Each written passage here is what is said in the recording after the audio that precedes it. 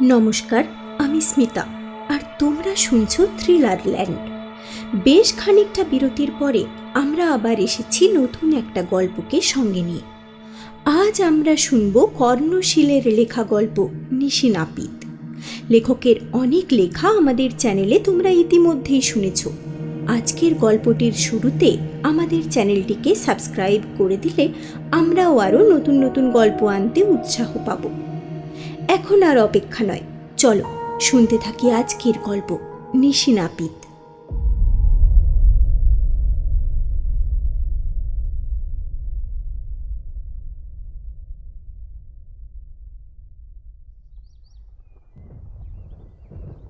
মেঘটা যে দিগন্ত বিস্তৃত আকাশ ছেয়ে আছে তা নয়।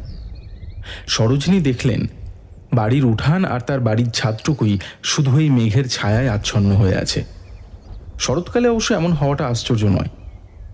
মুখটা বিরক্তিতে কুঁচকে গেল তার। গোটা বর্ষাকাল জুড়ে বৃষ্টির কিপটেমি দেখলে কর্তার কথা মনে পড়ে যাচ্ছে ক্রমাগত। দুয়েরই আঙুল গলে জল গলার উপায় নেই। আর এই জগৎ জননীর পুজো যত এগিয়ে আসছে তত তার ঘন ঘটা তত বাহার। কখনো সে ময়ূরের মতো পেখম তুলে ধরছে, আবার একরত্তি মেঘে এমন বাজবাদলে তাণ্ডব করে যাচ্ছে যে ঘরের বাইরে পা রাখা দায়। উঠানে দাঁড়ানো নিশি নাপিত আবার কোকিয়ে উঠল, দুমুঠি দাও মা, আর চাবুনি।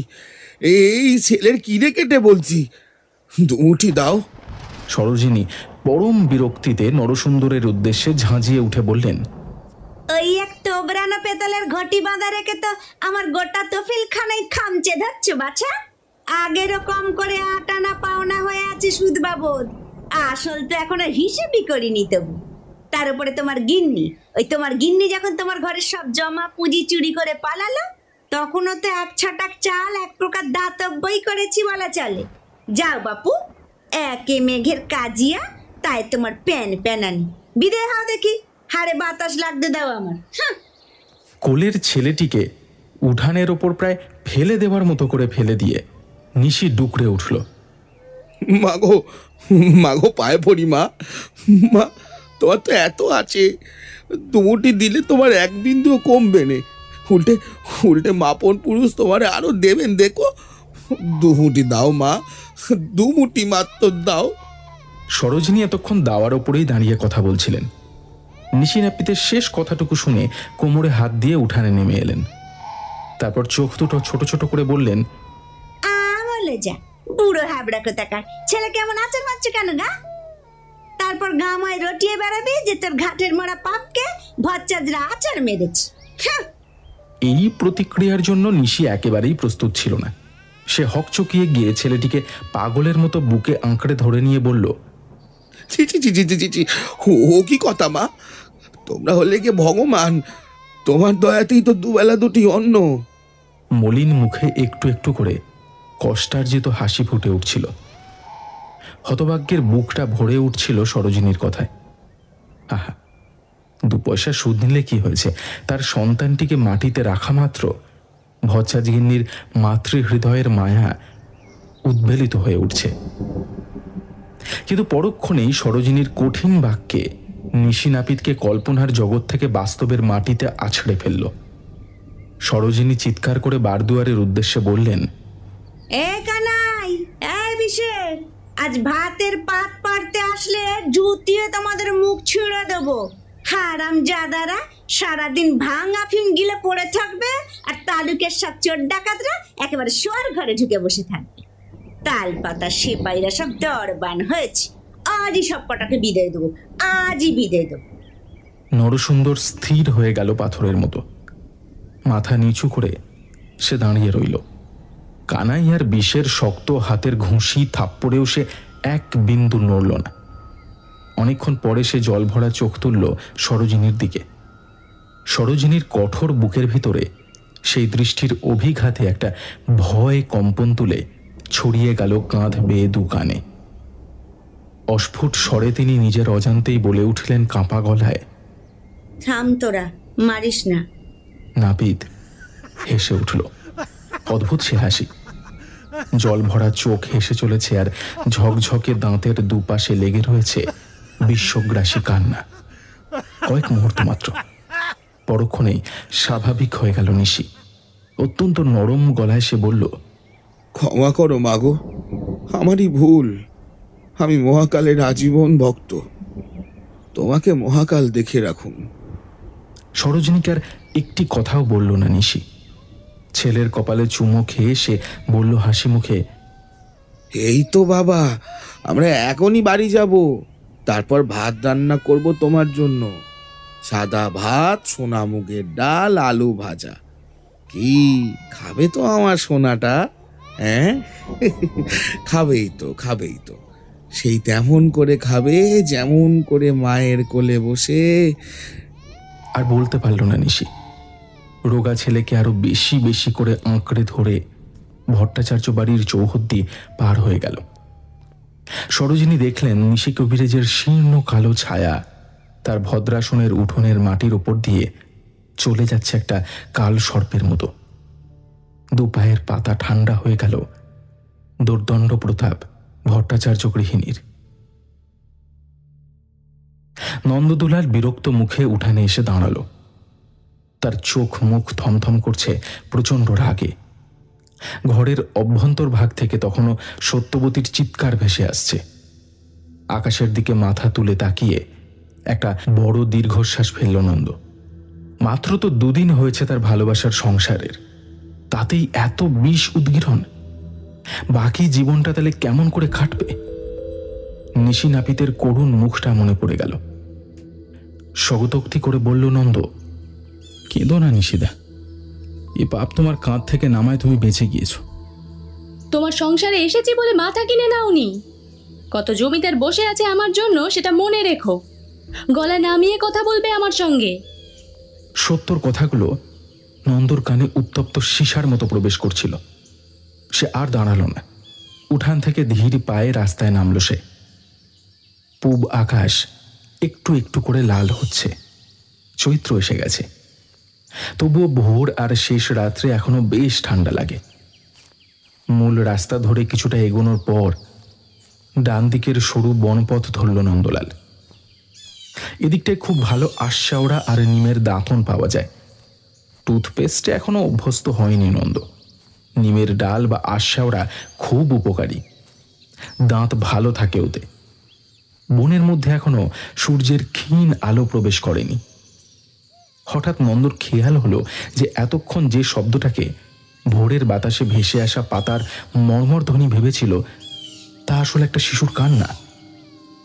কোনো কারণ ছাড়াই ভয়ে বুকটা হিম হয়ে গেল নন্দলালের।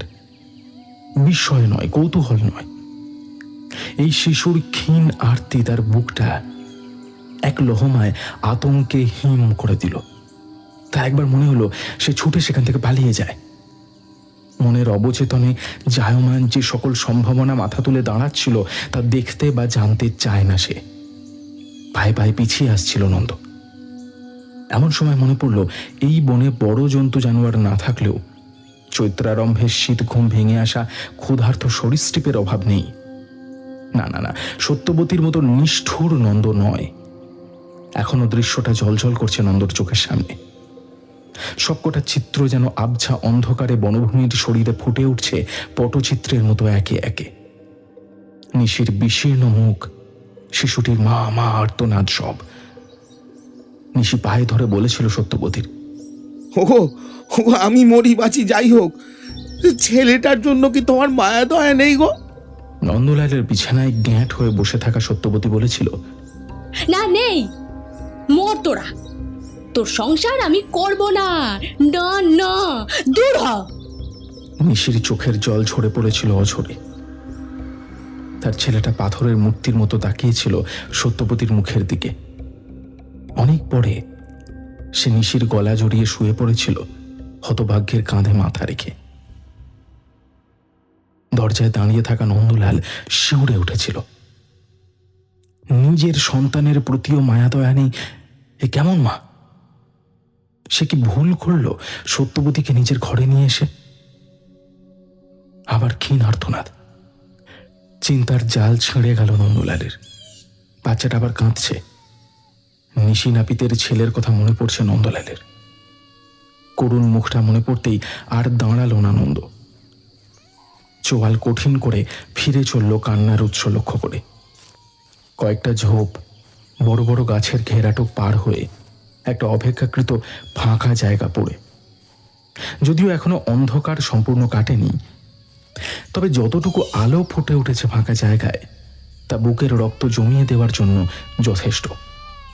সামনের আম গাছটার একটা ডাল মাটি থেকে 7 হাত উপরে ক্ষয়ের সরীসৃপের মতো উত্তর দক্ষিণে বিস্তৃত, আর তার ঠিক মাঝ বরাবর ঝুলে আছে একটা দেহ। অজান্তেই প্রবল আতঙ্কে কয়েক পা পিছিয়ে এসেছিল নন্দলাল। পূর্ব দিকের আকাশ ঝুলন্ত দেহটার পিছনে, তাই মুখ বোঝবার উপায় নেই। অবশ্য মুখ দেখবার প্রয়োজনও ছিল না। এ মরদেহ কার তা নন্দ জানে। অনেকবার সত্যবতীর পায়ে ধরে কেঁদেছে জীবদ্দশায় নিশি নাপিত। নন্দলালের মনে হলো তার পা দুটো ক্রমশ ডুবে যাচ্ছে ঝরা পাতার সমুদ্রে। একটা তীব্র যন্ত্রণার তরঙ্গ পায়ের পাতা থেকে শুরু করে উরু, কোমর, নাভি, বুক বেয়ে উঠে যাচ্ছে খুলির অস্থিতে। মনে হচ্ছে যেন চিড় ধরছে খুলির দেওয়ালে। ভূতগ্রস্তের মতো বসে থাকতে থাকতে আবার বাচ্চাটার কান্নায় নন্দলালের আকস্মিক জড়তা ভাবটা কেটে গেল, কিন্তু কান্নার উৎসটা বোঝা গেল না। বুকের সব অবশিষ্ট সাহস একত্র করে নন্দলাল পায়ে পায়ে এগিয়ে গেল নিশির ঝুলন্ত দেহটার দিকে। একটা গিরগিটি সরসর করে ছুটে গেল তার পায়ের শব্দে সচকিত হয়ে। দু একটা ঝিঁঝি ডেকে উঠেই নিশ্চুপ হয়ে গেল। নন্দলাল মাথা তুলে তাকানোর সাহস সঞ্চয় করতে পারছিল না। তার বারবার মনে হচ্ছিল নিশির দেহ বিস্ফারিত চোখে তার দিকেই তাকিয়ে আছে। গাছের কাণ্ড ও প্রসারিত ডালটার নিচে তন্ন তন্ন করে খুঁজেও বাচ্চাটাকে খুঁজে পেল না নন্দ। অথচ কান্নার শব্দটা শুনে বোঝা যাচ্ছে যে দূরে কোথাও নয়, একেবারে 5-7 হাত পরিধির মধ্যেই আছে সে। একটা সম্ভাবনা মাথায় আসতেই নন্দ চকিত উপরের দিকে তাকালো। হ্যাঁ, কান্নাটা আসছে নিশি নাপিতের ঝুলন্ত মৃতদেহের ঠিক বুকের কাছ থেকে। গলা চিরে বেরিয়ে আসা প্রবল আর্তনাদটা দমন করতে গিয়ে তীব্র বমনের বেগ উঠে এলো নন্দলালের পেট থেকে। আবছা অন্ধকারে এতক্ষণ নিশির পিঠের দিকে ঝুলতে থাকা অপেক্ষাকৃত ছোট দেহটা দেখতে পায়নি নন্দ। পাহাড়ি চা বাগানের মেয়েরা যেমন করে পিঠে ঝুড়ি বেঁধে নিয়ে চা পাতা সংগ্রহ করে, ঠিক তেমন করেই ছেলেকে গলার সঙ্গে বেঁধে নিয়ে অনন্তের পথে যাত্রা করেছে এই হতভাগ্য নিশি নাপিত। মোহগ্রস্তের মতো বাবা ছেলের এই ভয়ঙ্কর যুগল মূর্তির দিকে তাকিয়ে রইল নন্দ। জীবন ও মৃত্যুর এমন অভাবনীয় সহাবস্থান এর আগে কেউ কখনো দেখেছে কিনা সন্দেহ। সূর্যের আলো ক্রমে স্পষ্টতর হয়ে উঠল। আনন্দ, দুঃখ, অনুশোচনা সকল অনুভূতি এমনভাবে নন্দকে ক্রমশ ঘিরে ধরছিল যে তার বিন্দুমাত্র চিন্তা শক্তি আর অবশিষ্ট ছিল না। হঠাৎ তার মনে হলো সারা বন জুড়ে একটা অদ্ভুত বাতাস বইতে শুরু করেছে। একটা পাগলাটে অদ্ভুত হাওয়া হঠাৎ দৌড়ে বেড়াতে শুরু করেছে বনের এ প্রান্ত থেকে ও প্রান্তে। সে হাওয়া বরফের মতো ঠান্ডা, ছুরির মতো তীক্ষ্ণ, পাষাণের মতো কঠিন। নন্দলাল জানে রাতে বা দিনের নিঝুম প্রহরে বনের সীমান্তবর্তী জনপদগুলোতে কান পাতলে এই হাওয়ার শব্দ এবার থেকে রোজ শোনা যাবে। শোঁ শোঁ শোঁ শোঁ। নন্দলাল পাগলের মতো করে নিশির ছেলেটাকে বাঁধা ছাঁদা থেকে খুলে নামিয়ে নিয়ে এলো চকিতে। ভোরের যেটুকু আলো ফাঁকা জায়গাটায় ফুটে উঠেছিল সেটার উপরে কোনো অদৃশ্য অভ্যস্ত হাত যেন এক লহমায় এক পোঁচ কালি লেপে দিল। হঠাৎ একটা মেয়েলি গলা শুনতে পেল নন্দ। নন্দলাল? গলাটা প্রথমে একবার তার নাম ধরে ডেকে উঠেই থেমে গিয়েছিল। তারপর চারিদিকে আবার হাওয়ার টানে যেন চতুর্দিক থেকে ভেসে আসতে লাগলো। নন্দলাল, নন্দলাল। কিন্তু সত্যবতীর আঁচলের প্রান্তটুকুও দেখা গেল না ঝোপঝাড় পার করে। নন্দলাল মনের গভীরে অনুভব করতে লাগলো যে আর কিছুক্ষণের মধ্যেই বনতল সম্পূর্ণ অন্ধকার হয়ে যাবে। সুতরাং উদ্দেশ্যহীনভাবে সত্যবতীকে না খুঁজে গ্রামে ফিরে লোকজন নিয়ে আসাটাই বোধহয় বুদ্ধিমানের কাজ হবে। অগ্রপশ্চাৎ ভাবতে ভাবতেই আবার একটা শব্দ কানে এলো নন্দলালের। আবার সত্যবতী ডাকলো কি? না না না, এ তো কোনো মানুষের গলা নয়, একটা অন্যরকম শব্দ, অনেকটা অনেকটা হ্যাঁ, হাওয়ার শব্দ। নন্দলালের হৃৎপিণ্ডটা গলার কাছে এসে আটকে গেল, হাত পা কাঁপতে লাগলো থরথর করে। এ এক ভয়ঙ্কর অবস্থা, কিন্তু এ ভয় প্রাণ ভয় নয়। সে ভয় নন্দলাল করে না, নয়তো সমাজের বিরুদ্ধে গিয়ে সে সত্যবতীকে ভালোবাসত না। কিন্তু ওই যে তীক্ষ্ণ মৃত্যুর মতো শীতল বাতাস, সে যেন মৃত্যু ভয় উপচে আরো বেশি কিছু। সে আতঙ্ক না মানুষই কিছু দেখে ফেলার আতঙ্ক। পাগলের মতো এগিয়ে আসছে সেই শব্দ। মাটির উপরে যা কিছু আছে সব ভেঙে তোলপাড় করে বাতাস ছুটে আসছে পিশাচিনীর মতো। নন্দর মনে হলো এরপর সমস্ত অঙ্গ প্রত্যঙ্গ অসাড় হয়ে যাবে তার। এই জন্মে আর এই বন থেকে বেরোতে পারবে না সে, পৌঁছাতে পারবে না জীবনময় জগতে। কিন্তু এই একরত্তি ছেলেটা সত্যবতী, এদের কাউকেই তো সে ফেলে যেতে পারবে না। ইতিমধ্যে নিশির শরীরটা ভয়ঙ্করভাবে দুলতে শুরু করেছে গাছের ডালে। মনে হচ্ছে মৃত্যুর পরপারে পৌঁছে পরম উল্লাসের খোঁজ পেয়েছে সে। নিশির ভয়াল দেহটার আন্দোলন দেখতে দেখতেই বনভূমির দক্ষিণ কোণের গাছগুলো ভয়ঙ্করভাবে তুলে উঠল। একটা জীবন্ত কুয়াশা যেন রূপ নিতে চাইছে কিছুর, আর সেই কুয়াশার আবছা কায়ার মধ্যে ঝলসে উঠল রক্তবর্ণ কয়েকটা বিন্দু। নন্দলাল আর দাঁড়াতে পারল না। বনের উত্তর প্রান্তের দিকে প্রাণপণে ছুটল সে। ভয়ঙ্কর একটা অট্টহাসির মতো তার পিছনে পিছনে ছুটতে লাগলো সেই বাতাস, যে কোনো মুহূর্তে তাকে গিলে খাবে সেই রাক্ষসী হাওয়া। হয়তো আরেকটু। বনের সীমানার বাইরে তখন ফুটে উঠছে দিনের আলো। দক্ষিণী মায়ের আঁচলে লেগে থাকা হলুদ বাটার মতো এক চিলদে রোদ্দুর উদ্ভাসিত হয়ে উঠেছে পথের ওপরে। সবটুকু শক্তি জড়ো করে সেদিকে ছুটে চলল নন্দ। হঠাৎ একটা গাছের শিকড়ে হোঁচট খেয়ে ছিটকে পড়ল সে। হাঁ হাঁ করে ছুটে এলো হাওয়াটা। সব শেষ। চোখ বুজে ফেলল হতভাগ্য। কিন্তু কি এক আশ্চর্য উপায়ে ভূপতিত নন্দলালার পা ছুঁয়ে হিমশীতল বাতাসটা ফিরে গেল। বাতাসের গর্জনটাও থেমে গেল। অবাক হয়ে নন্দ চোখ খুলল। কোলের কাছে নিশির ছেলের রোগা দেহটা নিস্পন্দ, পাঁজরা বার করা বুকটা ওঠানামা করছে শুধু। তার সর্বাঙ্গ আর বাঁ পাটা পড়ে আছে বনের সীমানার বাইরে, আর ডান পায়ের বুড়ো আঙুলটা শুধু রয়ে গেছে শালবনের ভিতর। ডান পাটা তাড়াতাড়ি বনের সীমানার বাইরে এনে দেখল বুড়ো আঙুলটায় কোনো সার নেই। দুটো নরম হাত তাকে পিছন থেকে ধরে ফেলেছে। নন্দলাল অবাক হয়ে দেখছিল লোকটাকে। শীর্ণ জলপাই রঙের শরীর তার, এক মাথা চুল মাথার উপরে চূড়ো করে বাঁধা, গলায় তার এক গাদা রংচঙে মালা, আর সব থেকে আশ্চর্য হলো তার পাশে মাটিতে পোঁতা প্রায় 1.5 মানুষ উঁচু পেতলের ত্রিশূলটা। নন্দর দিকে তাকিয়ে ভারী হাসি হাসি মুখ করে সে বলল, কোলের ওইটা কেডা? কার্তিক ঠাকুর নাকি? এই ঘটনা পরম্পরার বিহলতায় নন্দ হতবাক হয়ে গিয়েছিল।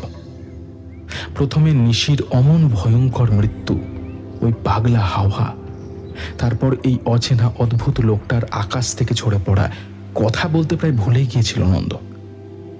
হঠাৎ পিছন থেকে একটা ক্রুদ্ধ জান্তব গর্জন ভেসে আসতে তার জড়তা ভাবটা একেবারে কেটে গেল। সভয়ে পেছন ফিরে দেখলো একটা প্রায় বাছুরের আকৃতির মিশ কালো কুকুর একেবারে তার ঘাড়ের ওপরে নিঃশ্বাস ফেলছে। বোগড়া বোগড়া দাঁতের ফাঁক গলে লকলকে লাল জিভটা ঝরে পড়েছে বাইরে, আর দুটো হলদে চোখ থেকে ঝরে পড়ছে ভয়ঙ্কর কালাগ্নি। প্রবল আতঙ্কে নিশির ছেলেটাকে বুকে আঁকড়ে ধরে আর্তনাদ করে উঠল নন্দ।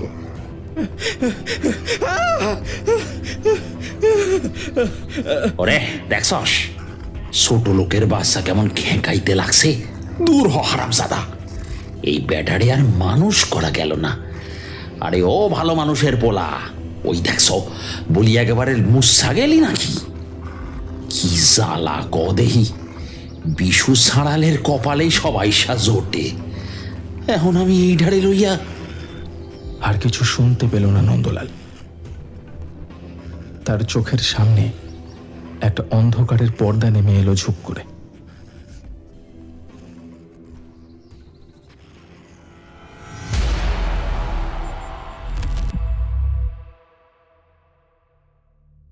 এই তল্লাটে নন্দলাল সাহার আর্থিক প্রতিপত্তির কথা সর্বজন বিদিত। ধানি জমি, ধান কল, পাটের গুদাম, পলাশডিহি বাজারে গোটা তিনেক জামা কাপড় আর মুদির দোকান, এছাড়াও গাই গরু, পুকুর ভেরি নিয়ে এলাহি কারবার। নিশির ঘর খুব ভেবেচিন্তেই ছেড়েছিল সত্যবতী। লালচে গোলাপি গায়ের রং নিয়ে যখন সে প্রথম নিশির ঘরে এসেছিল, তখন রূপ খুললেও চোখ খুব বেশি খোলেনি। লম্বা সুঠাম শরীর আর ভাষা ভাষা চোখ দেখেই নিশিকে পছন্দ করে ফেলেছিল সত্য। নিম্ন মধ্যবিত্ত পরিবার থেকে নিশির মোটামুটি সচ্ছল পরিবারে এসে জ্ঞান চক্ষু উন্মিলিত হল সত্যবতীর। জগতের এই সারসত্যটি অনুভব করতে পারল যে সে রূপে এবং নানাবিধ গুণে তার সমকক্ষ এ বিশ্ব সংসারে আর বিশেষ কেউ নেই। অন্যদিকে সদ্য বিপত্নিক নন্দলালও সত্যকে দেখেই মোহিত হয়ে গেল। এ যাবৎ সদারুগ্ন গৃহিণী সুরধিনীর শরীর স্বাস্থ্য নিয়ে ব্যতিব্যস্ত থাকতে থাকতে বাইরের দিকে বিশেষ নজর দিতে পারেনি সে। দীর্ঘ 12 বছর রোগভোগের পর পৃথিবীর মায়া এবং নন্দলালের সংসার শৃঙ্খলের মায়া কাটিয়ে সুরধনী বিদায় নিলেন। প্রেত চর্চা তথা পারলৌকিক ক্রিয়াকর্ম নদীর ঘাটে সম্পন্ন করে উঠে আসার মুখে সত্যবতীর একেবারে মুখোমুখি দেখা। চার চক্ষুর মিলন হলো। সে আজ বছর ঘুরতে চলল। শেষে নিশির মুখে নুড়ো ঝেলে সরাসরি নন্দর ঘরে এসে উঠল সত্যবতী। একদিকে সাহাদের আর্থিক প্রতিপত্তি, অন্যদিকে সত্যবতী ও তার মায়ের মুখরা স্বভাব। গ্রামবাসী বা সমাজ টুং শব্দ করার সাহস জোগাতে পারেনি। শুধু সত্যবতীর নিয়ে আসা পুঁটুলিতে যৎসামান্য গয়নাদি এবং নগদ কিছু কাঁচা টাকা দেখে নন্দলাল বলেছিল, আরে ওদি কি হবে, আমার নেই বুঝি? নিশির ওইটুকুই সম্বল ফিরিয়ে দিয়েছো, তোমাকে আমি 10 গুণ গড়িয়ে দেব। সত্যবতী ধাতব বাসনপত্র ঝনঝনানির সুরে বলেছিল, সে তুমি 10 গুণ দেবে না 100 গুণ দেবে সে আমি ঠিক বুঝে নেব। নাপিতের ঘরে যে এত বছর দাসীবাদী হয়ে কাটলুম, ছেলে খাইয়ে মাই জ্বলিয়ে আনলুম পেট অব্দি, তার দাম নেই বুঝি? যৌবন থাকলে আর তোমার মতো বুড়ো হাবড়ার ঘরে আসতুম না, বুঝেছ? এইসব তেতো কথা শুনে সেই যে সকালে লোকটা বেরিয়ে গিয়েছিল এখনো আসার নাম নেই। ওদিকে চৈত্রের রোদ পুবের কাঁঠাল গাছটার মাথায় চড়চড় করতে লেগেছে। একটু চিন্তায় পড়ল সত্যবতী। নন্দর সঙ্গে এমন ব্যবহার করে সে ঠিক করেনি। সে তো আর ঘরের বউ নয়, নন্দর খুঁটি ধরা আর 5টা পোষা জানোয়ারের মতোই। নন্দর ভালো মন্দ কিছু হলে তাকে ভিক্ষে করে খেতে হবে। কথাটা মাথায় আসতেই বুকের ভেতরটা খালি হয়ে গেল তার। এক মাথা ঘুমটা টেনে সে দরজার সামনে এসে দাঁড়ালো। টানা বারান্দার একেবারে দক্ষিণ প্রান্তে বাড়ির হেঁসেল। সত্য দেখল তার সামনে বাজারের জোড়া থলি হাতে নিয়ে একজন দাঁড়িয়ে আছে। হেঁটে ধুতি আর আধময়লা ফতুয়া দেখে বোঝা যায় সে এই বাড়ির বাজার বর্দার। আশেপাশে সেই লোকটি ছাড়া অন্য কাউকে দেখতে না পেয়ে সত্যবতী তার কাংস বিনিন্দিত গলা তুলে ডাকল, বলি এদিকে শুনছো? লোকটি চোখ তুলে সত্যর দিকে তাকালো একবার, তারপর পরম তাচ্ছিল্যে মুখ ঘুরিয়ে নিল। সত্য রাগে পাথর হয়ে গেল। সামান্য চাকর বাকরের চোখে এমন তাচ্ছিল্য আর ঘৃণা। মাথার ঘোমটা খসে পড়ল তার। মত্ত হাতির মতো দুম দুম করে লোকটার কাছে গিয়ে উপস্থিত হয়ে সে চিৎকার করে উঠল, বেটা ঘাটের মোড়ার ইচ্ছে হয়েছে? সাহার পর সকালে বেরিয়েছে, এখনো ফেরেনি। সে ফিরলে চাপকে তোমার পিঠের ছাল ছাড়ানোর ব্যবস্থা করছি, দাঁড়াও। লোকটা বিন্দুমাত্র ভয় না পেলেও পরম উদ্বেগে ঘুরে দাঁড়ালো। নন্দলাল যে এত বেলাতেও দাঁতন নিয়ে বাড়ি ফেরেনি, এই চিন্তাটাই তার কাছে উদ্বেগের বিষয় হয়ে দাঁড়িয়েছিল। কঠোর স্বরে সে বলে উঠল, পেতনি ডাইনিতে মন বজলে কি আর নরগ্রহ নক্ষত্র ঠিক থাকে? এই শুরু হলো উচ্ছন্নে যাওয়া।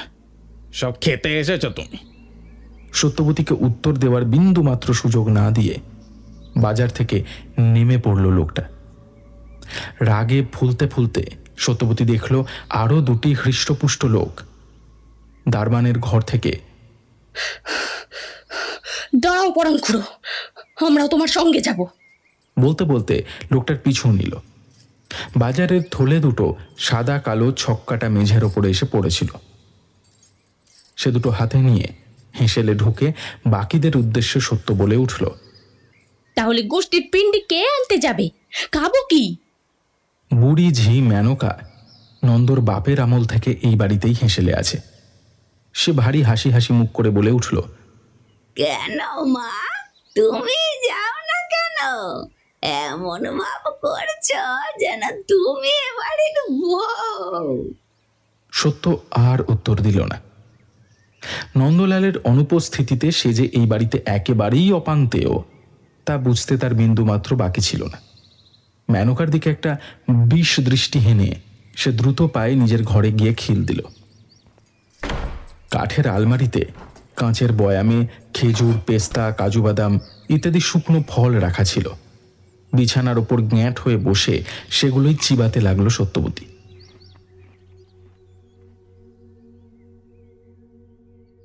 এবার গাজনের মেলায় বেজায় লোক হয়েছে। মেলার মাঠখানি নির্দিষ্ট কোনো একটা গ্রামের মাঝখানে পড়ে না। তিনখানি গ্রামের মাঝামাঝি যে দিগন্ত ছোঁয়া ত্রিপ্রান্তর, তারই একটা অংশে মেলা বসেছে। সে মাঠের নাম হলো নীল গাজনের মাঠ। ভচ্চাজিদের বড় মন্ডা মিঠাইয়ের দোকান বসে নীল গাজনের মাঠে। চৈত্রের শেষ সপ্তাহটি বেশ একটা বড় রকমের বেচাকেনা করে ভচ্চাজরা। সংক্রান্তির দিন তিনেক আগে সারা দিনের বেচাকেনা সেরে পলাশবনির শিবকালী ভচ্চাজ দুজন চাকরের মাথায় মেলায় খরিদ করা বেশ কিছু জিনিসপাতি তুলে পলাশবনি গ্রামে যখন ঢুকলেন, রাত্রি তখন গভীর হয়েছে। রাস্তায় ইলেকট্রিক বাতিগুলো জ্বলছে বটে, কিন্তু তার যা আলো তা কহতব্য নয়। জমি পর্যন্ত পৌঁছানোর আগেই সে আলো শুকিয়ে কাঠ হয়ে যাচ্ছে। তার উপরে গতকাল সকাল থেকেই আকাশের মুখ কালি হয়ে আছে, চারিদিক গুমট। কাঁধের গামছাটা দিয়ে মুখ মুছতে মুছতে শিবকালী শুনতে পেলেন চাকর কানাই স্বগতোক্তির সুরে বলছে, একেবারে মোড়ে কাঠ হয়েছিল গো বাবা ঠাকুর। হারামজাদা নিশের আর জ্ঞান গম্যি জীবনেও হলো না বলেন। শালা তুই মরবি মর, অমন কাঠ হবি কেন? বলি চারটি লোকে ভয় পাবে না? ওই জন্যই বলে ছোট জাতের মুখে আগুন। শিবকালীর বুকের ভিতরটা খালি হয়ে আসছিল সকাল থেকে। তিনি গতকাল ভোরে নীলগাজনের মাঠে পৌঁছে স্তক সেখানেই ছিলেন, রাতে আর ফেরা হয়নি। একেবারে দুদিনের বেচাকেনা সেরে আজ রাতে বাড়ি ফিরে আবার ভোর থাকতে উঠে গাজনের মাঠে গিয়ে পড়বেন, এমনটাই কথা ছিল। কিন্তু আজ দুপুরে বাড়ি থেকে মেলায় আসা চাকর কানাই আর পাইক বিষের মুখে নিশি নাপিতের মৃত্যু সংবাদ শুনে অবধি এক মুহূর্ত স্বস্তি পাচ্ছিলেন না। তিনি ধমকের সুরে বললেন, বড় জাতের কুটো মেলেন রে আমার। তুই শালা বামুন হয়ে চাকর খাটিস নে। আর এই যে আমি বচ্চাজি করছি তো মোদকের কাজ। বাপ পিতে মোর জাত কি আর রয়েছে কিছু? সব মা গঙ্গায় গিয়েছে। বলি শোন না, ও কানাই কানাই, ও কানাই। অকস্মাৎ ধমক খেয়ে কানাইয়ের অভিমান হয়েছিল। সে গুঁজ করে রইল, কর্তার ডাকে সাড়া দিল না। শিবকালী বিরক্তি ও শ্লেষের সুরে বললেন, ও বাবা, নতুন কোণের মতো আবার ঘোষা করেছিস যে রে হারামজাদা। বলি জবাব দিবি নাকি খড়ম পেটা করবো? কানাই গলা খাঁকারি দিয়ে গম্ভীর গলায় বলল, অত ধানাই পানাই করছেন কেন? যা বলবার বলে ফেললেই তো হয়। শিবকালী একটু গলা নামিয়ে বললেন, হ্যাঁ রে, তোদের মা কি নিশেকে সত্যি গলা ধাক্কা দিয়েছিল? বিষে পশ্চিম দেশের মানুষ, মালভূমি প্রদেশের ডাল রুটি খাওয়া শরীরে ভয় অথবা বুদ্ধি কোনোটাই যেন বিলক্ষণ অনুপস্থিত।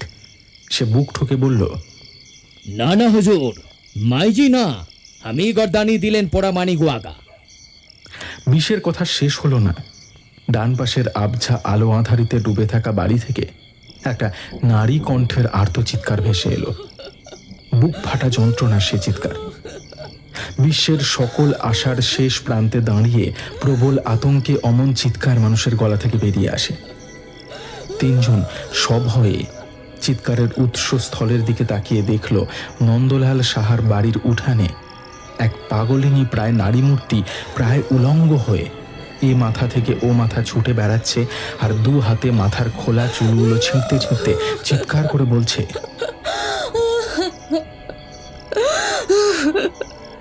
ওরে ওরে, তোদের মরেও মরণ হয় না রে, তোরা মরেও মরিস না রে, মর মর মর মর, তোদের মরণ হয় না রে।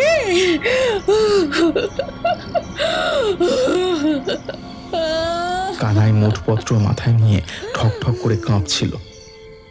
নির্ভীক বিশুর মুখে একটা নির্বোধের ভাব লক্ষ্য করতে করতে শিবকালী গলার পৈতেটা খুঁজছিলেন। এমন সময় তিনি টের পেলেন দাঁতে দাঁত ঠক ঠক করতে করতে কানাই বলল,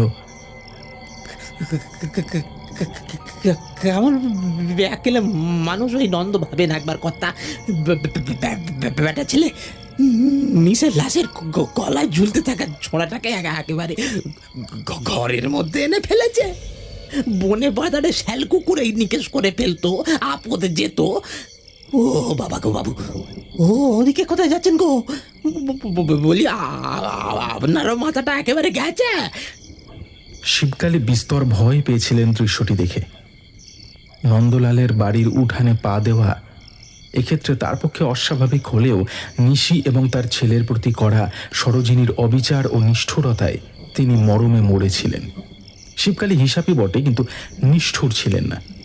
নিশি নাপিতের অসহায় সন্তানের মুখখানি তার বারবার মনে পড়ছিল। সেই অপরাধ বোধ থেকেই তিনি নন্দলালের বাড়ির দিকে পা বাড়িয়েছিলেন। উদ্দেশ্য ছিল নিশির ছেলেটাকে একবার দেখে আসা। এ সকল চিন্তা কিন্তু তার অবচেতন মনেই ঘটে চলেছিল। তাই প্রায় নিজের অজ্ঞাতসারেই তিনি ধীর পদে সাহাদের ভদ্রাসনে প্রবেশ করলেন। উঠানে প্রবেশ করা মাত্র বিজলি বাতির ক্ষীণ হলুদ আলোতে এতগুলো বহুমুখী দৃশ্য এবং ঘটনা একই সঙ্গে তার চোখের সামনে ঘটে গেল যে ভয়, দুঃখ, বিস্ময় এবং অজস্র অনুভূতির সমাহারে তিনি একেবারে পাথর হয়ে গেলেন। প্রায় অর্ধ উলঙ্গ যে নারী মূর্তিটি উঠোনময় দাবাদাপি করে বেড়াচ্ছিল সে সত্যবতী। বারান্দায় কঠিন বরফের খণ্ডের মতো সার সার দাঁড়িয়ে আছে সাহাবাড়ির সদস্য আর ভৃত্যের দল। উঠানের এক প্রান্তে মাথায় হাত দিয়ে ইনিয়ে বিনিয়ে কেঁদে চলেছে নন্দলাল। তার চুল এলোমেলো, সর্বাঙ্গে জলকাদার ছোপ। নন্দলালের জামা ছিঁড়ে গিয়েছে, পরনের পাতলুন কোমর থেকে নেমে গিয়ে হৃষ্টপুষ্ট কোমর ও পেট উন্মুক্ত হয়ে পড়েছে। কিন্তু যে ভয়ানক দৃশ্যটি এবং শব্দটি শিবকালীকে প্রায় অসাড় করে দিল তা হলো ছুটন্ত সত্যবতীর কোলে বাঁদর ছানার মতো ঝুলে থাকা নিশি নাপিতের ছেলে এবং তার মুখ থেকে বেরিয়ে আসা একটা কথা। শিবকালী বিস্ময় এবং আতঙ্কের সমুদ্রে হাবুডুবু খেতে খেতে শুনলেন সেই শিশু ভারী করুণ মুখ করে তার নিজের জন্মদাত্রীর উদ্দেশ্যে এক নাগাড়ে বলে চলেছে, ও বউ, তোর পায়ে পড়ি, বাড়ি চল। বউ, ও বউ, তোর পায়ে পড়ি, বাড়ি চল। বউ, ও বউ, তোর পায়ে পড়ি, বাড়ি চল, বাড়ি চল বউ। নিরবচ্ছিন্ন গোঙানির মতো সেই কান্না শুনতে শুনতে শিবকালী আর সহ্য করতে পারলেন না। পরিণামের কথা চিন্তা না করেই তিনি ছুটে গেলেন সত্যবতীর ছুটন্ত শরীরটার দিকে। পথ রোধ করে দাঁড়ালেন তার। শিশুটির গোঙানি থেমে গেল। সত্যবতীর কোলে বসেই সে শিবকালীর দিকে ফিরে তাকালো। শীর্ণ মুখ, করুণ দৃষ্টি। কিন্তু শিবকালীর মনে হলো ওই শিশুর চোখের ভিতরে তিনি যেন অতল, মহাতল, রসাতল সব দেখতে পাচ্ছেন। হাতের পৈতিটি তুলে তিনি শিশুটির উদ্দেশ্যে বললেন, তুমি চলে যাও নিশি, এই শিশুর শরীর ছেড়ে চলে যাও। আমি ব্রাহ্মণ সন্তান শিবকালী ভট্টাচার্য তোমাকে আদেশ। কথাটি শেষ করতে পারলেন না শিবকালী। মাঝপথেই তাকে থেমে যেতে হলো। শিশুটি এক অমানসিক গর্জন করে উঠেছে, আর তার চোয়াল দুটো পৃথক হয়ে এক বিরাট শূন্য গহ্বরের সৃষ্টি করেছে, যার ভিতর থেকে বেরিয়ে আসছে অসংখ্য আগুনের বিন্দু। সভয়ে পিছিয়ে এলেন শিবকালী। শিশুটি বেশ কিছুক্ষণ গর্জন করে সত্যবতীর কাঁধে মাথা রেখে স্থির হয়ে গেল। তারপর তারা দুজনই উঠানের ওপর পড়ে অজ্ঞান হয়ে গেল। পাথরের মতো দাঁড়িয়ে থাকা মানুষগুলির অঙ্গ প্রত্যঙ্গ ধীরে ধীরে নড়ে উঠতে লাগলো। চাপা গুঞ্জন শোনা গেল আঁধারি বারান্দা থেকে। শিবকালীর মনে হলো অসংখ্য রূপধারী মানুষের মৃতদেহ অন্ধকারে দাঁড়িয়ে রয়েছে। তারা না পারছে এই পৃথিবীতে নেমে আসতে, না পারছে পরলোকের পথে রওনা দিতে। ধাতস্থ হয়ে নন্দলালের কাছে গিয়ে উবু হয়ে বসলেন শিবকালী। তার কান্না ততক্ষণ থেমে গিয়েছে। উদ্ভ্রান্তের মতো মুখ তুলে এসে তাকালো শিবকালীর দিকে। চাপা গর্জনের সুরে শিবকালী বললেন, পরস্ত্রীকে কামনা করে যে পাপ করেছ, তার ফল তুমি আজ না হোক কাল পাবেই। কিন্তু নির্বোধের মতো বাচ্চাটাকে বাড়ি নিয়ে এলে কেন? নন্দলাল উত্তর দিল না। ফ্যাল ফ্যাল করে সে তাকিয়ে রইল ভট্টাচার্য মশাইয়ের দিকে। তিনি বিরক্ত হয়ে বললেন, আচ্ছা বাদ দাও, নিশির শরীরের সৎকার হয়েছে? নন্দলাল যেন অনেক দূর থেকে বলল, নিয়ে গেছে। আরে কি নিয়ে গেছে? নিশির লাশ। নিশির লাশ? কে নিয়ে গেছে? ওই যে আমাকে বাড়ি পৌঁছে দিল যে সে। আচ্ছা, জ্বালাতন হলো তো? তার নাম ধাম কিছু নেই? দু হাতে চোখ ঢেকে নন্দলাল বলল, বিশু চাড়াল।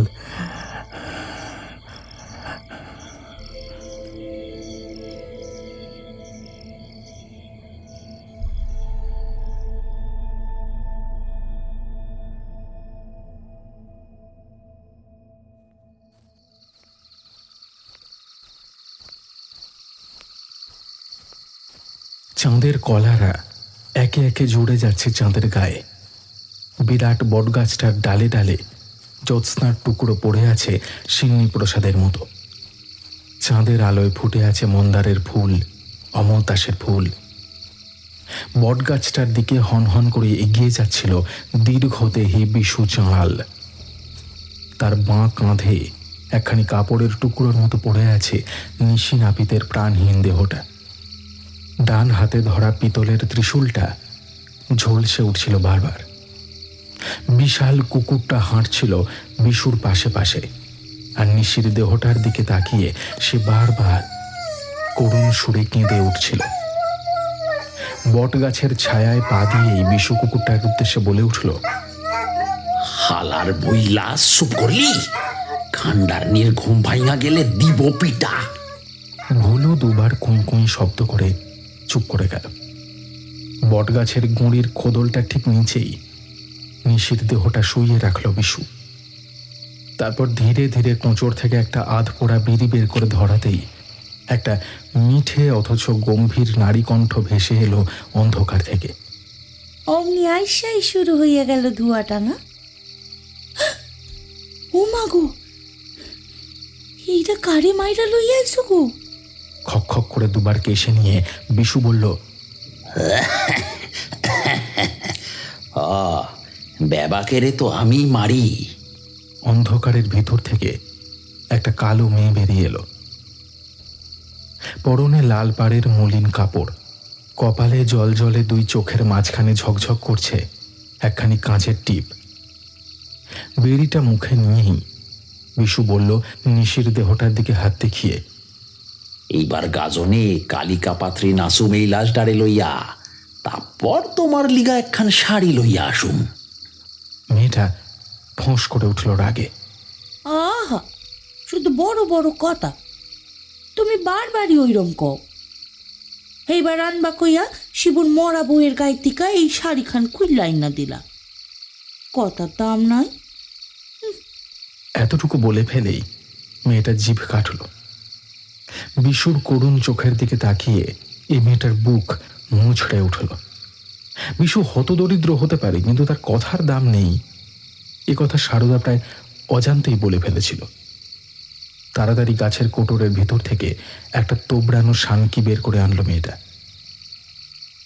পান্তা ভাত আর এক চিমটি শাক। ক্ষুধার্ত বিশু তাড়াতাড়ি এক মুঠো হাতে তুলে নিয়েই থমকে গেল। ভুলু জুলুজুলু চোখে তাকিয়েছিল তার দিকে।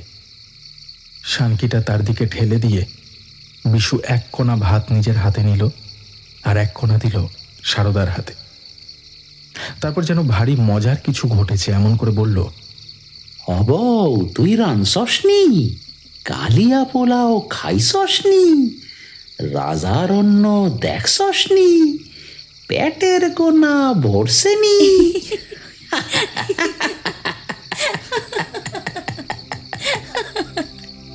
তারপর দুজনেই হেসে উঠল খলখল করে।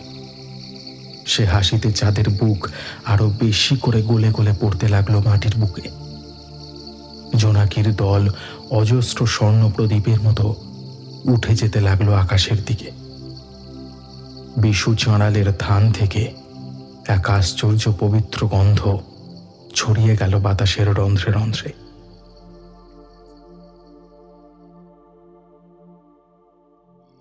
বাড়ির মূল দরজা পার হয়ে উঠানে পড়েই কানাই চিলচিৎকার করে উঠল, মা কোথায় গেলে গো? দেখো এসে দেখো, বাবু সেই বেশ্যে মাগি নিশের ছওলায় আর ওলা উঠো নন্দকে একেবারে তোমার দুয়ারে এনে ফেলেছেন। তোমার কথায় কিন্তু আমি আর বিষে তাদের দূর করে দিয়েছিলুম। আমাদের আমাদের আর দোষ দিতে পারবে না। এত বিপন্ন অবস্থার মধ্যেও শিবকালীর মুখে কানাইয়ের প্রতি একটা স্নেহার্দ হাসি ফুটে উঠল। সরোজিনীর মুখরা আর খান্ডার স্বভাবকে শুধু কানাই কেন, শিবকালী নিজেও ভয় পেতেন। তাই কানাইয়ের এই অগ্রিম সাফাই গাওয়াকে তিনি মনে মনে ক্ষমাই করলেন। নন্দলাল, সত্যবতী আর নিশির ছেলেকে তিনি নিতান্তই ভয়বশত নিজের বাড়িতে নিয়ে এসেছিলেন। নিশির ছেলের যে প্রেত রূপ তিনি দেখেছিলেন, তারপর তাকে আর সাহাবাড়িতে ফেলে রাখা সমীচীন বোধ করেননি। নিশি এবং তার ছেলের প্রতি যে নিষ্ঠুর ব্যবহার সরোজিনী করেছিলেন, তাতে প্রতিশোধ পরায়ণ নিশির প্রেত যেমন সত্যবতীকে আক্রমণ করেছে, ইতিমধ্যে ক্ষমতা বৃদ্ধি হলে সমগ্র গ্রামকে আক্রমণ করে বসাও আশ্চর্য নয়। শিবকালীর ঘরে স্বয়ং দক্ষিণাকালীর নিত্য পুজো হয়। এখানে নিশির প্রেত ক্ষতি সাধন করতে পারবে না। তদুপরি ছেলেটিরও সেবা করে গৃহিণীর কৃত পাপের যদি সামান্য স্খলন হয়, তবে তা গৃহের অধিষ্ঠাত্রী মা কালীর কৃপা। মাথা থেকে জিনিসপত্রগুলো নামিয়ে বিষে আর কানাই ঊর্ধ্বশ্বাসে কোথায় যেন একটা পালিয়ে গেল। শিবকালীর পিছনে অধোবদনে দাঁড়িয়ে রইল নন্দলাল আর সত্যবতী। সত্যবতীর কোলে সেই যে ছেলেটি অজ্ঞান হয়ে পড়েছিল, এখনো তার জ্ঞান ফেরেনি। তার বিশীর্ণ মুখ, বিবর্ণ চামড়া দেখে হঠাৎ ভয় হয়। হয়তো রুগ্ন দেহ ছেড়ে প্রাণটাই বেরিয়ে গিয়েছে। হঠাৎ আলোকিত বারান্দা থেকে একটা সুকঠিন ব্যঙ্গ মিশ্রিত নারীকণ্ঠ ভেসে আসায় শিবকালী আগা পাশতলা কেঁপে উঠলেন। তিনি সভয়ে দেখলেন কৃষ্ণবর্ণার স্থূলাঙ্গী সরোজিনী রাগে যেন আরো ঘোর কালো হয়ে উঠে বলছেন, ও মা, বাইরে কেন গো ভট্টাচ? মেয়ে জামাই নিয়ে এসো, একবার অন্ধ বলে সেদিলে না দেখছি। শিবকালী দ্রুত পদে এগিয়ে গেলেন সরোজিনীর কাছে। গৃহিণীর প্রতি তার যে স্বভাবগত ভীতিভাব, তা অধুনা পরিস্থিতির চাপে সম্পূর্ণ অন্তর্হিত হয়েছিল। গম্ভীর উদ্বিগ্ন স্বরে তিনি সরোজিনীকে বললেন, গিন্নি, এ সময় বিবাদের নয়। নিশির প্রকোপে আমরা সবাই মারা পড়ব, নইলে শুধুমাত্র এই শিশুটি জেগে ওঠার অপেক্ষা। ওর দেহস্থিত নিশির প্রেত চরম প্রতিশোধ নেওয়ার জন্য উদ্গ্রীব হয়েছে। আমার ঘরে স্বয়ং দক্ষিণাকালীর অধিষ্ঠান, ঘরের সীমানার মধ্যে বসবাস করলে সে প্রেতজনই কোনো ক্ষতি করতে পারবে না।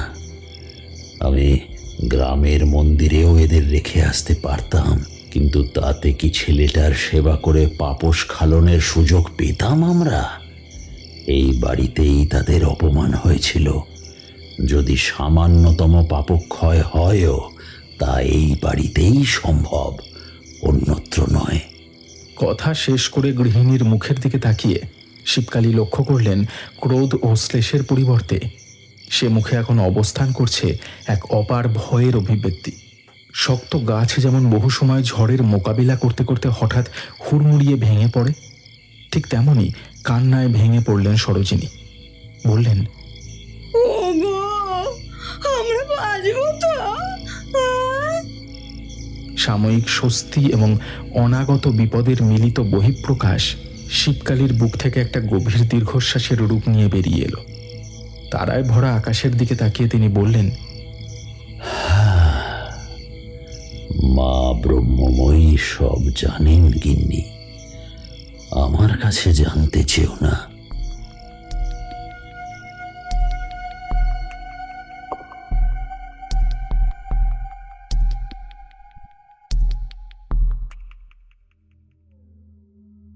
মুখরা সত্যবতী একেবারে নির্বাক হয়ে গিয়েছিল। নিজের দেহের প্রতিটি অঙ্গ প্রত্যঙ্গ দিয়ে সে যেন এক দুর্দমনীয় পাঁকের গন্ধ পাচ্ছিল। তার কানে এখনো ভেসে চলেছে নিজের সন্তানের সেই ভয়াবহ আরতি।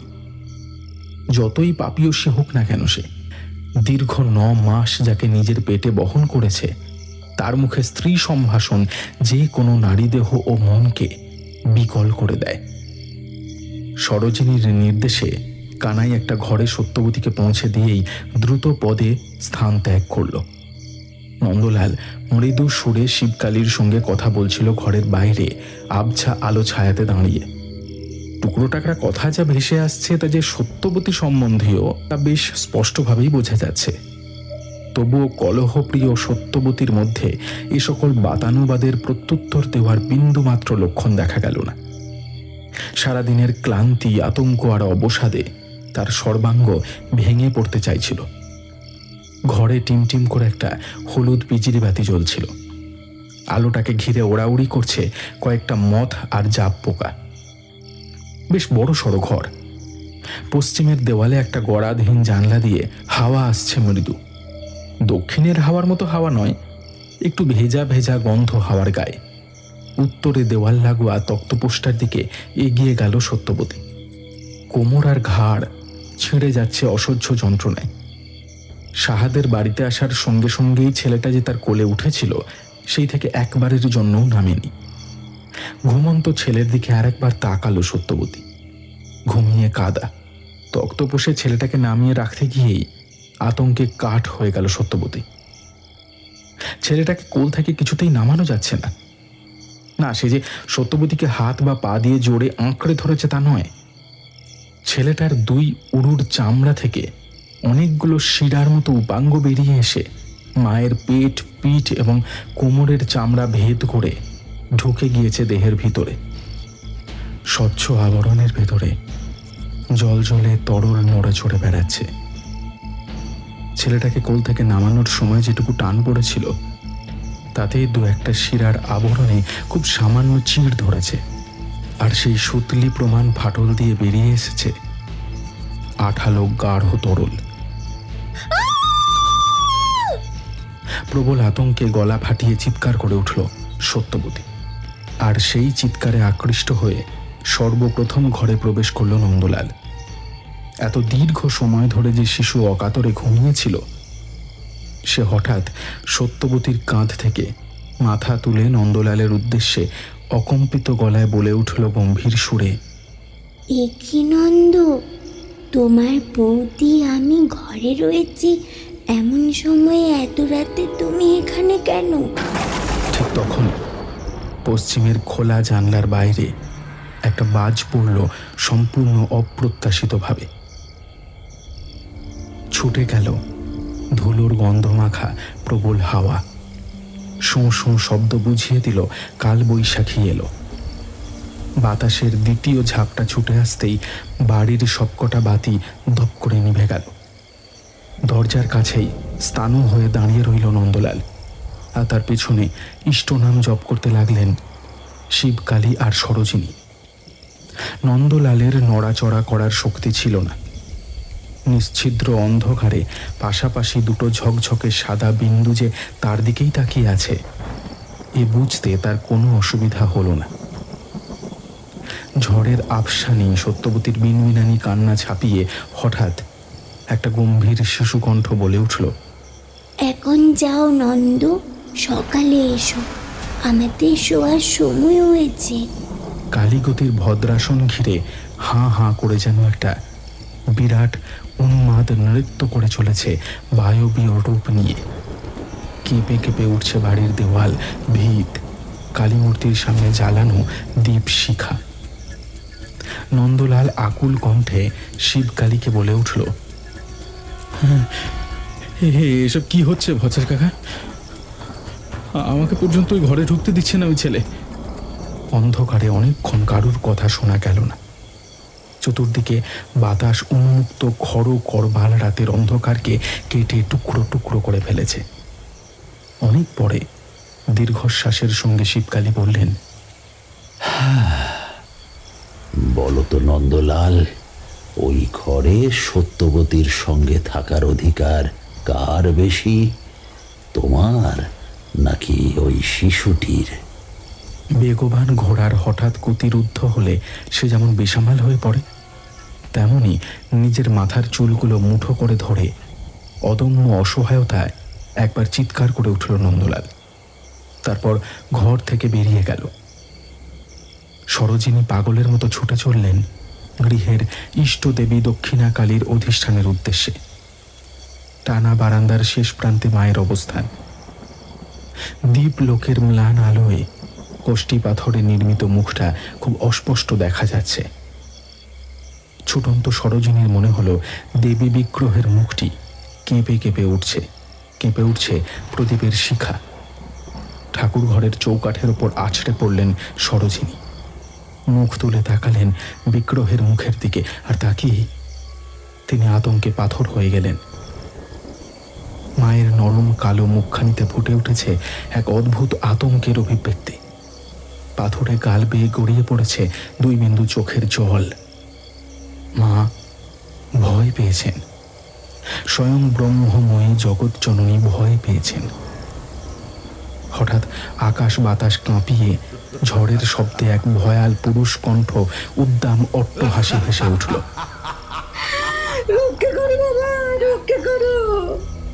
বলে চিৎকার করে মেঝের উপরে জ্ঞান হারিয়ে লুটিয়ে পড়লেন সরোজিনী।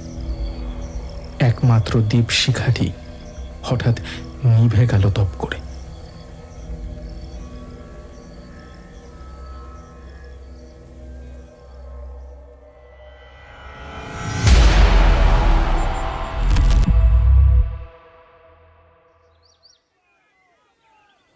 খুব সকালে নীল পাগলা দলের মাগনের লোকের বিকট হাঁকাহাঁকিতে ভরচাজবাড়ি মুখর হয়ে উঠল। একটা ভুঁড়ো লোক শিব সেজেছিল, হাতে টিনের ত্রিশূল। তার মাথার জটাটি ঠিকমতো খাপ খায়নি, সেটা বারবার খুলে আসছিল। আরও 2টো শিরিঙ্গে লোক মাখনের সঙ্গী সেজেছিল। একজনের গোফদারি ঠিক করে কাটা হয়নি, তার নাকের নিচে কয়েক গাছি লোম প্রকট হয়ে উঠছিল গালের সস্তা গোলাপি রং ছাপিয়ে।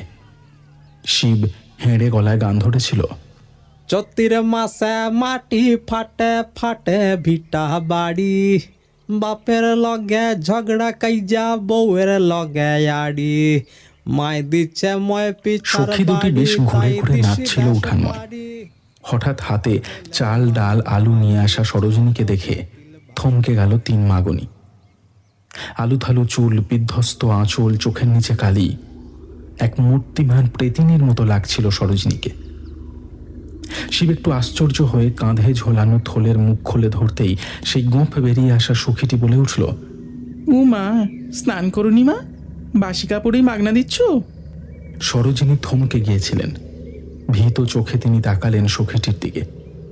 সে আরও কিছু বলার উপক্রম করছিল, শিব তাকে এক ধমকে থামিয়ে দিয়ে বলল, এই নিধিরাম, বেশি প্যাচ প্যাচ করিস না তো। শিবের মাগন, তার আবার চান অচান কি রে? তুমি দাও তো মা। নিধিরাম নামক সখীটি বলে উঠল, না গো ঘটাদা, তুমি ওই রজনীকে জিজ্ঞিয়ে দেখো। গাজনের তো সেই ধর্ম ঠাকুর, আদ্দামা, রাম, হনুমান সবাই রয়েছেন। কোথা দিয়ে কি হয়ে যাবে? মেলা প্যাচাল করিস নে তো নিধে। এই তো সাত সকালে মাগনে বেরিয়েছিস, হে গো কাপড়ে অব্দি জল সওয়াসনি, বড় বড় কথা কোষ নে আর। তুমি দাও তো মা। শ্মশানে থাকে আমাদের বাপ, পান্তা শাকে পেট ভরে কি ভরে না তার লিগে দিলেই হলো। ছোঁয়া নাপার কোনো সামস্যি নেই। বাসি আবার কি, মন শুদ্ধ তো চামড়া শুদ্ধ। সরোজিনী পাত্র খালি করে চলে যাচ্ছিলেন। শিব খুব নিচু গলায় পিছু ডাকল তার। মায়ের কি কষ্ট মনে, কেমন যেন বেঠিক মনে হয় সব। সরোজিনী ঘুরে তাকালেন শিবের দিকে। স্থূল মুখে গোঁফের নিচে মিষ্টি হাসি। সরোজিনী শূন্য দৃষ্টিতে তাকিয়ে রইলেন, কিছু বললেন না। শিব কি যেন বুঝে বলল, আমারে তো দেখেই বুঝতে পারছো মা, সং ছাড়া কিছু নই। তুমি বরং ঈশানেশ্বরের মাঠে যাও, এই যেখানে চড়ক বসেছে। উচ্চের বড় বড় সন্ন্যাসী এসেছেন সেইখানে, আইসা আইসা দাড়ি, আসল দাড়ি গো মা, সত্যি বলছি। সেইখানে গিয়ে যদি পড়তে পারো মা, কিছু একটা হিললে হবেই হবে। তুমি গিয়েই ডাকো।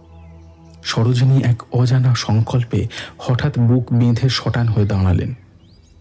নিশি নাপিতের করুণ মুখটাও মনে পড়ে গেল তার একবার।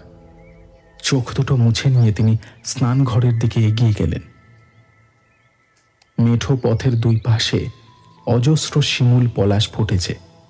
ঘামে ভেজা শিব বেশি ঘটার ঘামে উদাম শরীর আর টিনের ত্রিশূলখানি চকচক করে উঠছিল। নিধি কান চুলকাতে চুলকাতে বিগলিত মুখে বলে উঠল, ঘটাদা, গাজনের ওই গানটা গাও না। সেই যে গো মাইকে বাজানো হলো, ভবময়ী চাল রেঁধেছেন, গাও গাও। ঘটা একটু হাসল, তারপর কিছুক্ষণ নিঃশব্দে মাথা নেড়ে আবার গাইতে শুরু করলো। ভব ময়ূর রূপ দেখিয়া তাল ধৈরাছেন মহাকাল, শিব বম বম বম বম বাজায় ভুলায় গাল, শিব বম বম বম বম বাজায় ভুলায় গাল।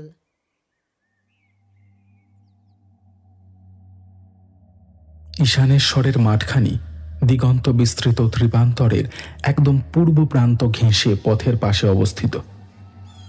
মাঠের ঠিক মাঝখানে মাথা তুলে দাঁড়িয়ে আছে একটা চড়ক গাছ।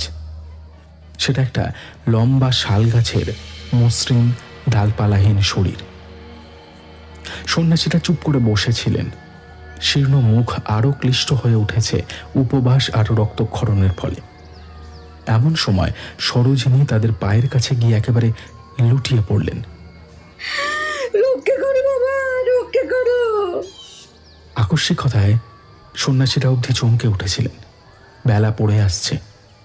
পশ্চিমের খোলা আকাশের একেবারে নিচে ঘোলাটে সূর্য ডুবুডুবু। যে সন্ন্যাসীর একেবারে পায়ের কাছে সরোজিনী পড়েছিলেন তিনি একজন বানবিদ্ধ সন্ন্যাসী। তার জিভে একখানি লোহার শলাকা বিঁধে আছে, কথা বলার উপায় নেই তার।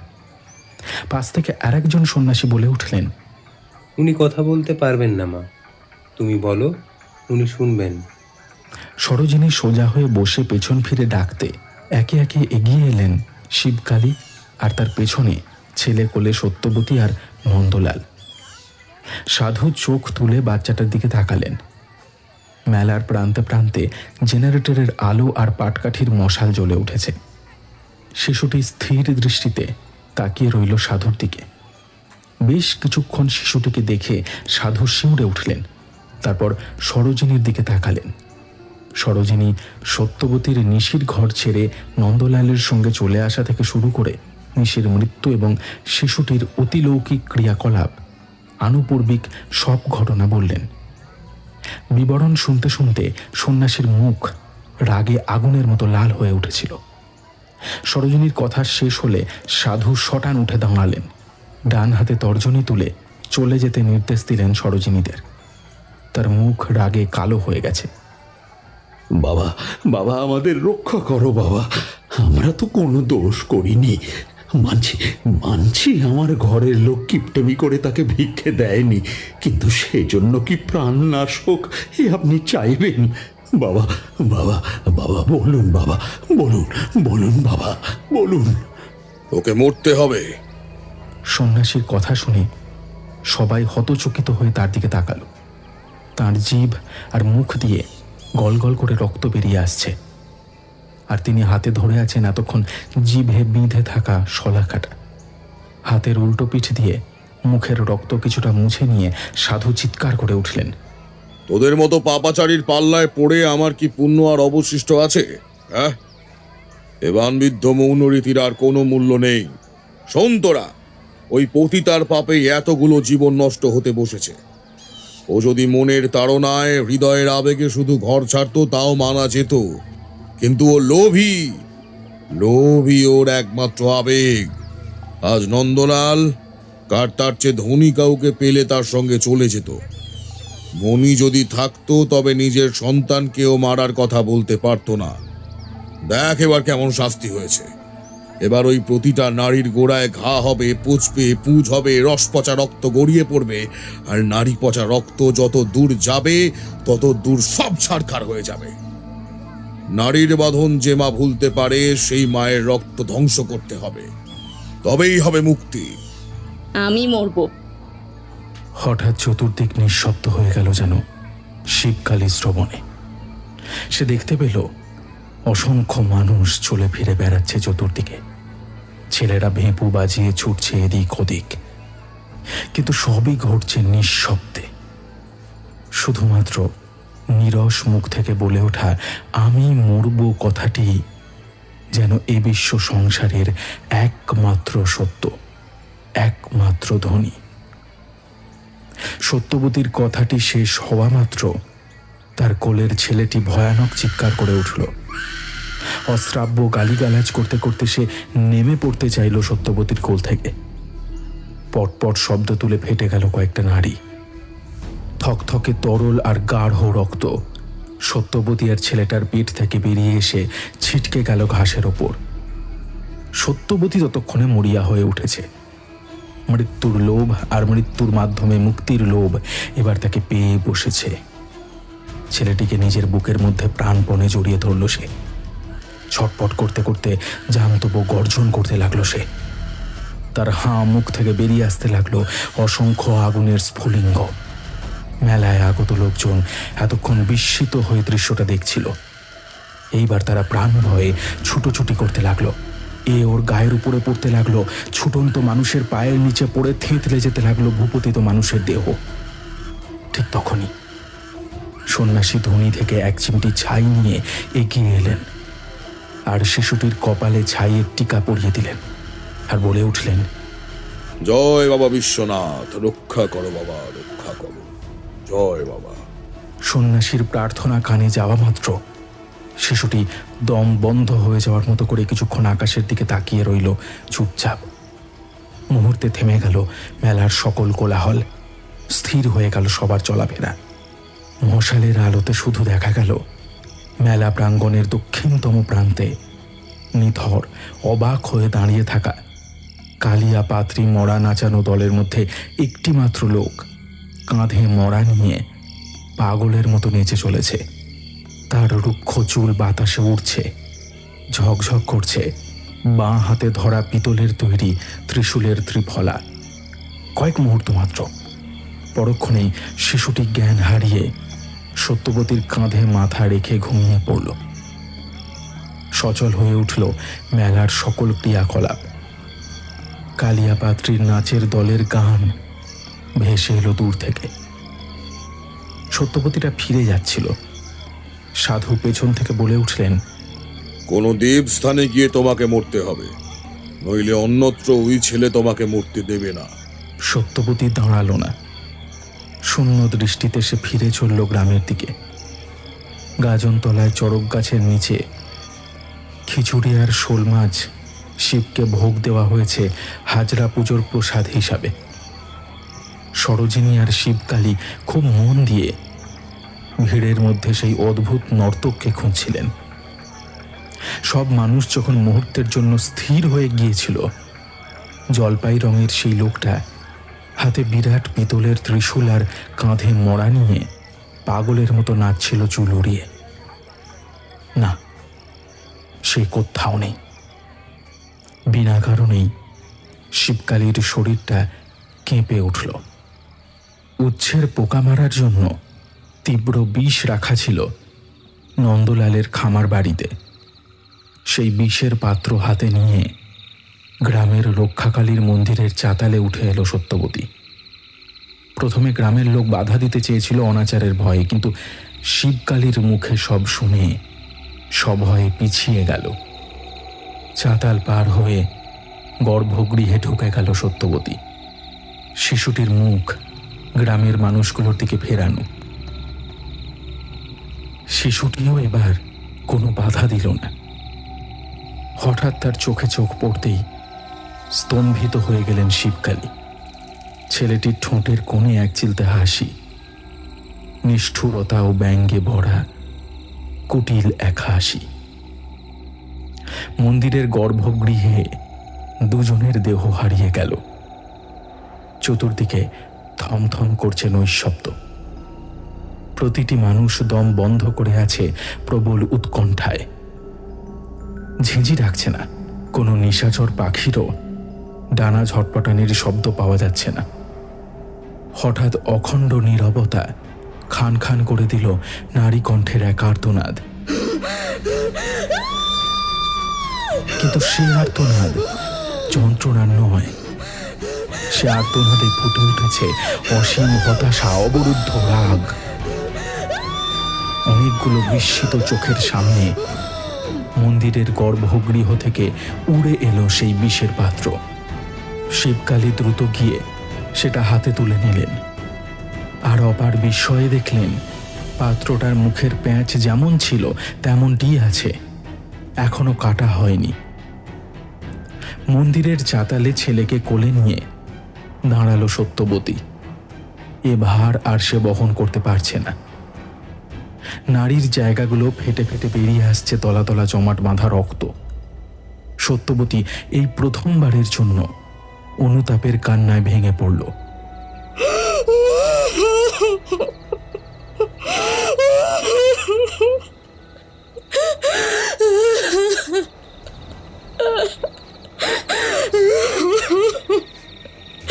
ওরে ওরে, আর কত?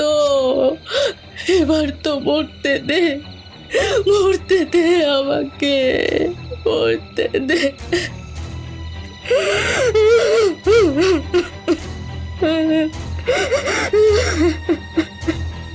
নিশিনাপিতের ছেলে সত্যবতীর কানের খুব কাছে মুখ এনে বলল, ও মা, মরবি কেন বউ?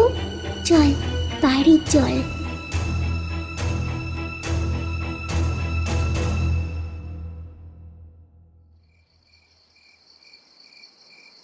দুটো শাল পাতা নিয়ে এসেছিল বিশু। একটায় ভুলোকে অনেকখানি খাবার বেড়ে দিতে দিতে বলল, কই গেলা গো? আইসো, ঠান্ডা মাইরা গেলে আবার পুরা বেজাত লাগে খাইতে। সারদা আজ একখানি নতুন ছাপার শাড়ি পরেছিল। হালকা মাড়ের গন্ধ বেরিয়ে আসছে শাড়ির আঁচল থেকে। শালপাতা থেকে এক গ্রাস খাবার তুলে সে বলল,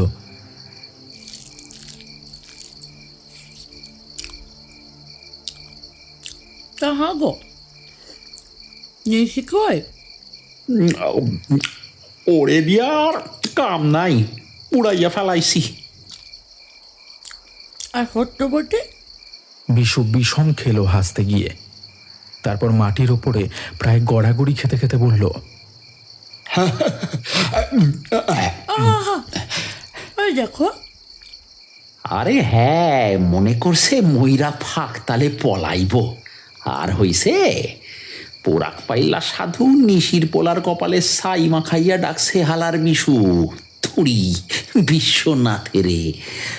আর পায়ের পায়ে ওই মায়া যেই মন্দিরে ঢুকছে আর ওই বিষের কইটা। হঠাৎ থমকে গিয়ে বিশু বড় বড় চোখ করে সারদার মুখের দিকে তাকিয়ে বলল, ওই মাগি, এত কথা যে জিয়াস, তুই মনে লয় কিছু জানোস না? তুই তো ওই বিষের কইটা। বিশু চাঁড়ালের ঠোঁট দুটো খিচুড়ি মাখা হাত দিয়েই বন্ধ করে দেয় সারদা। তারপর ফিস ফিস করে বলে, থাক থাক, আর কিছু কইতে হইব না। খাও তো, তখন দেখাও দা খিচুড়ি খাইয়া যাইতাছ। ওই শোল মাঝখানটা দেখাইব হুলু।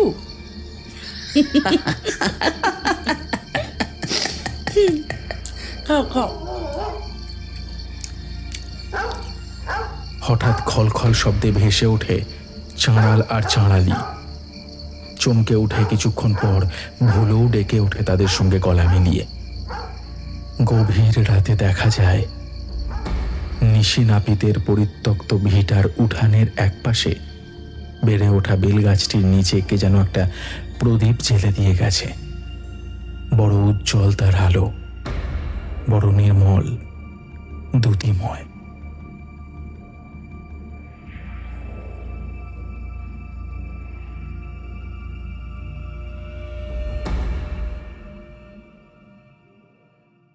শুনছিলে নিশি নাপিত, কলমে কর্ণশীল।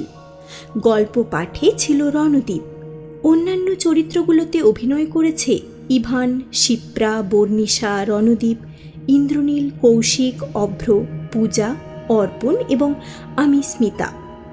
গল্পের শব্দগ্রহণ ও আবহ তৈরিতে ছিল শুভজিৎ। সহযোগিতায় ছিল লিও এবং গল্পের নির্দেশনায় ছিলাম আমি স্মিতা। পোস্টারটি বানিয়েছে আর্ট যোগী। তাহলে কেমন লাগলো আজকে আমাদের গল্প? লিখে জানাও কমেন্ট বক্সে। আমাদের সঙ্গে জুড়ে থাকতে আর আরও ভালো ভালো গল্প উপহারে পেতে থ্রিলারল্যান্ডকে সাবস্ক্রাইব করে দাও আর গল্পে একটা লাইক করে দিও। আজকের মতো এই পর্যন্তই। নতুন একটা গল্পের হাত ধরে আমরা আসছি খুব তাড়াতাড়ি। ততক্ষণে সবাই ভালো থেকো, ভয়ে থেকো।